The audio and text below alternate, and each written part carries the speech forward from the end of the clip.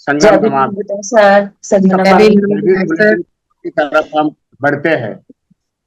खनन एवं बिजली उत्पादन में भारी गिरावट के साथ ही देश के प्रमुख 8 उद्योगों में 1.8% गिरावट के कारण भारत का औद्योगिक उत्पादन आईआईपी बीते 2 सालों की तुलना में आज सबसे निचले पायदान पर है। तो देश की औद्योगिक स्थिति की खस्ता हालत दिखाता है।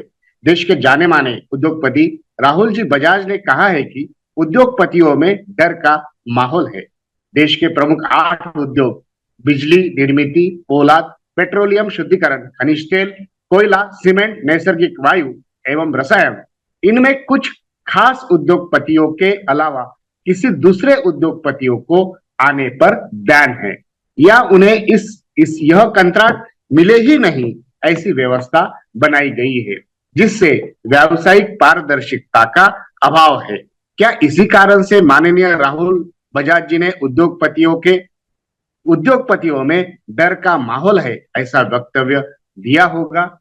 सवाल है। कृषि उद्योग एवं सेवा क्षेत्र का जीडीपी में योगदान अनुक्रमे 17.4%, 27.6%, 56.4% है, जबकि इन क्षेत्रों में रोजगार का सृजन या सामान्यीकरण अनुक्रमे 45%, 11.4%, 28.9% है।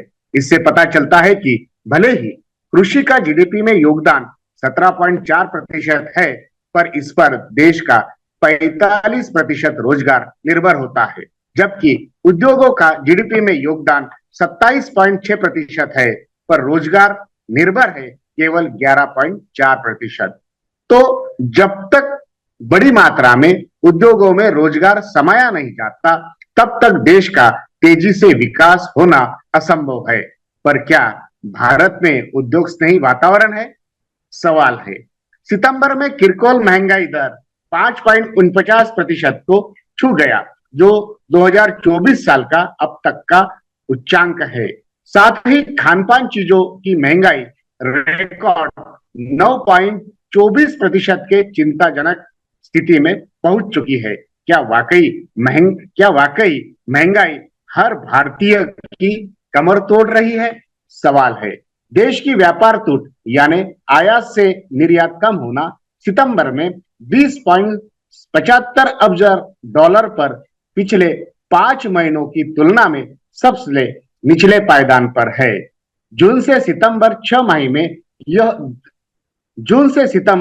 6 माह में देश की कुल आयात 350.66 अरब डॉलर थी, जबकि निर्यात 213.22 अरब डॉलर थी, यानी व्यापार टूट 137.44 अरब डॉलर पर पहुंच चुकी है, जो देश के आर्थिक स्थिति का हाल दिखाती है। भारत सरकार ने कृषि के 6 उपज का हमी भाव बढ़ाया है, पर क्या हमी भाव बढ़ाने से कृषि माल को सही दाम मिलता है? सवाल है। वास्तव में कृषि उपज खरीदारी करने वाली सरकारी खरीदी कम ही होती है, जिस कारण कृषकों को अपना कृषि माल निजी व्यापारियों को बेचना पड़ता है। निजी व्यापारी आपस में मेलजोल बनाकर कम दामों में किसानों का कृषि माल खरीदते हैं, और तब तक खरीदते हैं जब तक किसानों का 80 से 85% माल आ न जाए, और बाद में व्यापारी धीरे धीरे दाम बढ़ाते हैं, जिसका फायदा किसान नहीं ले पाते। महाराष्ट्र एवं झारखंड राज्यों की चुनाव प्रक्रिया की घोषणा हो चुकी है। महाराष्ट्र में 20 नवंबर को एक ही चरणों में चुनाव होंगे, जबकि झारखंड में 13 एवं 20 नवंबर को 2 चरणों में चुनाव संपन्न होंगे। जे.एंड.के केंद्र शासित राज्य में माननीय उमर अब्दुल्ला जी नए मुख्यमंत्री बने हैं, जबकि हरियाणा में माननीय सैनी जी मुख्यमंत्री बने हैं। हरियाणा में जैसे ही नई सरकार माननीय सैनी जी के नेतृत्व में बनी है, उन्होंने पहला फैसला SC/ST के उपवर्गीकरण का लिया है। महाराष्ट्र में भी बीती सरकार ने SC/ST उपवर्गीकरण के लिए माननीय निवृत्त न्यायाधीश के अध्यक्षता वाली एक कमेटी का उन्होंने गठन किया है, जो 3 महीनों में अपनी सिफारिशें पेश करेंगी। अर्थात धीरे धीरे देश के हर राज्य में SC/ST उपवर्गीकरण होगा क्या, सवाल है। भारत ने अमेरिका से 31 प्रिडेटर ड्रोन खरीदे का सौदा किया है। इस ड्रोन की मदद से समुद्री निगरानी की जाएगी तथा पनडुब्बी विरोधी युद्ध में उपयोग किया जाएगा। साथ ही इस ड्रोन से दूर का लक्ष्य भी भेदा जाएगा। कनाडा का खालिस्तानीवादी नेता हरदीप सिंह निज्जर की हत्या के आरोपों के चलते भारत एवं कनाडा की रिश्तों में खटास आई है। दोनों देशों ने अपने अपने आधा दर्जन से ज्यादा मुसद्दियों को अपने अपने देश की राजधानी से निकाल बाहर किया है।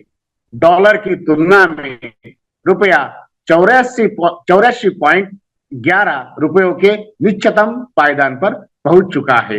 अंतरराष्ट्रीय व्यापार में बढ़ी हुई खनिज तेल की कीमत विदेशी निवेशकों द्वारा देश के भांडवली बाजार से पैसा निकालना, इस कारण से डॉलर की मांग भारत में प्रचंड बढ़ी है।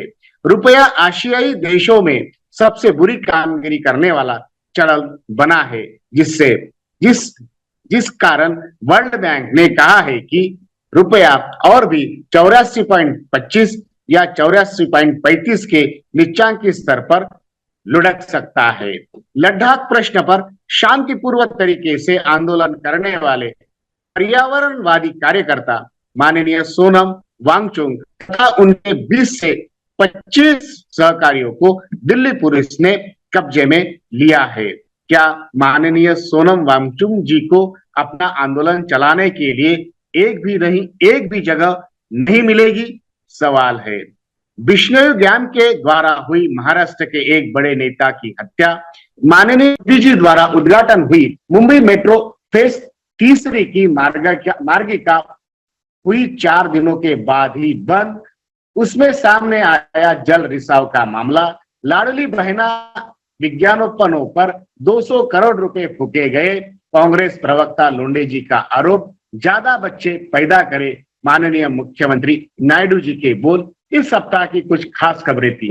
अब पूर्ण रूप खबर की तरफ हम बढ़ते हैं। यूनिसेफ का अहवाल बताता है कि विश्व भर में 18 साल से कम 37 करोड़ लड़कियों पर बलात्कार या लैंगिक अत्याचार हुआ है। इसके साथ ही 24 से 34 करोड़ लड़कों ने भी अपने बचपन में बलात्कार या लैंगिक अत्याचार सहन किया है। क्या यह विकृति है? विश्व किस ओर जा रहा है, जहां ना लड़की सुरक्षित है ना लड़के। इनकी सुरक्षा कौन करेगा? कैसी की जाएगी? कैसा विश्वास इनमें लाया जाएगा? कब यह सुरक्षित होंगे? क्या संघ इसका समाधान है? तो 100% समन संघ ही इसका समाधान है। यहाँ जुड़े समन भाई बहने हमें एक दूसरे को करीब लाते हैं, जहां नैतिक आचरण सिखाया जाता है, सद्गुणों के विकास के लिए प्रयत्न होते हैं, साथ ही सांघिक शक्ति का आगाज होता है। एकता में बड़ी शक्ति है जो हमें एक दूसरे को सुरक्षित एवं संरक्षित करती है। इसलिए तो समन संघ से जुड़ना पड़ता है। जो जुड़ेगा वही सुरक्षित होगा। इन्हीं शब्दों के साथ जय भीम बुलेटिन को विराम देता हूं। सभी के सहकार्य के लिए धन्यवाद। सभी को जय भीम, नमो बुद्धाय, संगम नमामि। आपका नम्र आशीष धम्मदर्शी, समन संघ, यवतमाल, महाराष्ट्र।